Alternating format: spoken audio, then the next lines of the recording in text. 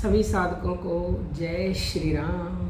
परमात्मा की असीम कृपा आप पे सदैव बनी रहे, आप सदैव खुश रहें, स्वस्थ रहें, ऐसे हमारे हृदय से प्रार्थना और आशीर्वाद है। और आप सभी का हम हार्दिक धन्यवाद करते हैं क्योंकि आप प्रतिदिन हमसे जुड़ते हो और हमारे वीडियो से लाभ उठाते हो।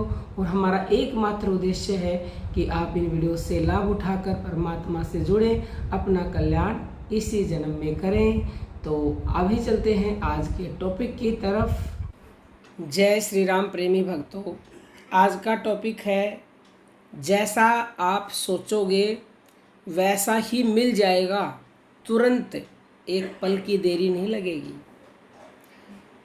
संसार में जितने भी व्यक्ति हैं सभी की कोई ना कोई इच्छा जरूर होती है। कोई बिरला ही ऐसा व्यक्ति होता है जिसकी समस्त इच्छाएं समाप्त हो चुकी हैं। तो सभी ये भी चाहते हैं कि उनकी इच्छाएं सोचते ही पूरी हो जाए। तो भाई इसके लिए तो आपको कुछ तो करना ही पड़ेगा। सोचते ही इच्छा पूरी हो जाए तो उसके लिए आप क्या करते हो? दिन रात मेहनत करते हो। मेहनत करने के बाद भी इच्छा पूरी नहीं होती। क्यों नहीं होती? क्योंकि वो काम किया ही नहीं जिसके करने से सोचते ही इच्छा पूरी हो जाए। एक छोटी सी कहानी के द्वारा या कथा के द्वारा उदाहरण से समझिएगा। एक बहुत गरीब आदमी अपनी गरीबी को दूर करने के लिए विदेश के लिए चल पड़ा। कई दिन चलने के बाद वह एक ऐसी जगह पहुंच गया जहां कोसों तक पानी का निशान भी नहीं था, बल्कि किसी वृक्ष का भी नामो निशान नहीं था।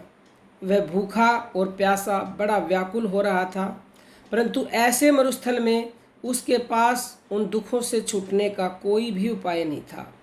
उसे उसी समय अपनी मृत्यु ही निकट आती हुई दिखाई दे रही थी।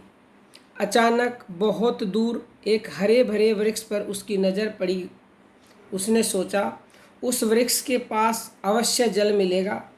वह किसी प्रकार गिरता पड़ता उस वृक्ष के पास पहुंच गया।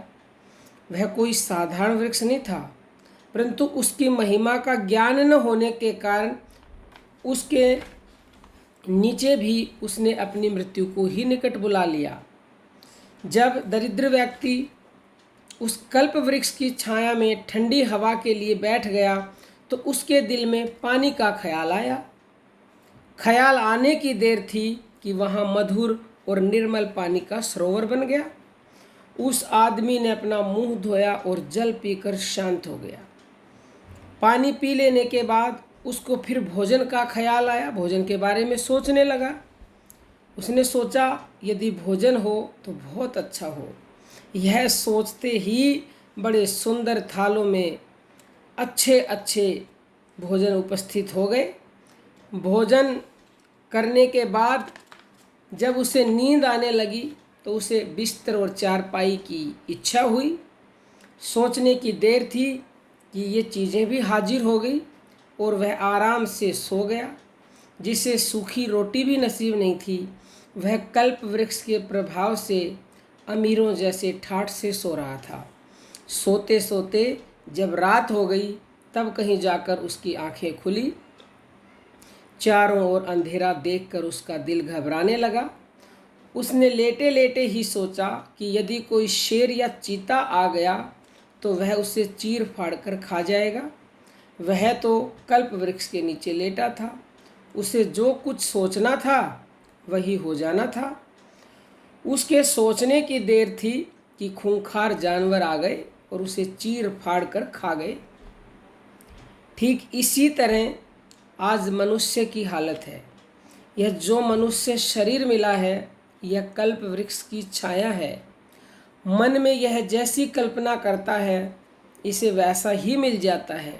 वह धन, स्त्री, पुत्र आदि सांसारिक भोगों की कामना करता है तो इसे ये चीज़ें मिल जाती हैं, परंतु यह इन चीज़ों को पाकर मोह रूपी नींद में सो जाता है और सोते सोते अज्ञान रूपी अंधकार छा जाता है।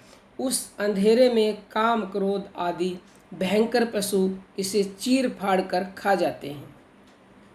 यह मनुष्य शरीर जो देवताओं को भी दुर्लभ है उसे पाकर भी यह जीव सदा माया का ही चिंतन करता है और इस माया के फेर में किसी को अपना दुश्मन समझने लगता है और किसी को मित्र। यदि यह चाहे तो परमपिता परमेश्वर का दर्शन भी कर सकता है, परंतु उसे चाहता ही कौन है। और उससे यदि उसे चाहे वो तो उससे उसके सारे दुख दूर हो सकते हैं। ये तो कल्प वृक्ष है, जैसा सोचोगे वैसा ही हो जाएगा।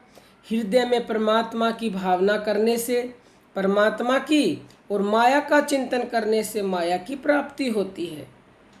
तो आपको निरंतर परमात्मा का चिंतन करना है। जो परमात्मा का नाम है, पहले तो ये शरीर कल्प वृक्ष है, दुर्लभ है ये। उसके बाद परमात्मा का नाम तो वो कल्प वृक्ष है जिसके बारे में ये वाणी वर्णन नहीं कर सकती। जैसे कल्प वृक्ष सोचने मात्र से इच्छाएं पूरी करता है, ऐसे ही परमात्मा का चिंतन करने से, परमात्मा के नाम का चिंतन करने से हमारी सोची हुई बातें अपने आप पूरी होने लग जाती हैं। तो हमें उस नाम को कस करके पकड़ना है, जिस नाम से हमारी सारी मनोकामनाएं पूरी होंगी। हमारे अंदर ही वो नाम है, अंदर ही हमें उतरना है। बाहर कहीं नहीं वो नाम मिलेगा, बाहर कहीं नहीं है वो परमात्मा। अंदर उतरिए, बहिर्मुखी मत बनिए, अंतर्मुखी हो जाइए। हम खजाना हमारे अंदर है और गरीबी में जी रहे हैं, तो धिक्कार है हमें हमारे जीवन के ऊपर। हमें अपनी जन्मों की दरिद्रता को मिटाना है तो परमात्मा के नाम का चिंतन करना होगा। और जब हमारा चिंतन इतना बढ़ जाएगा कि हम उस परमात्मा को, उस चेतनता को महसूस कर लेंगे जो हमारे भीतर है, तो फिर जैसे इस आदमी ने सोचा, सोचते ही जो हाजिर हो रहा था वो हमारा भी होगा। आप करके देखिए एक बार।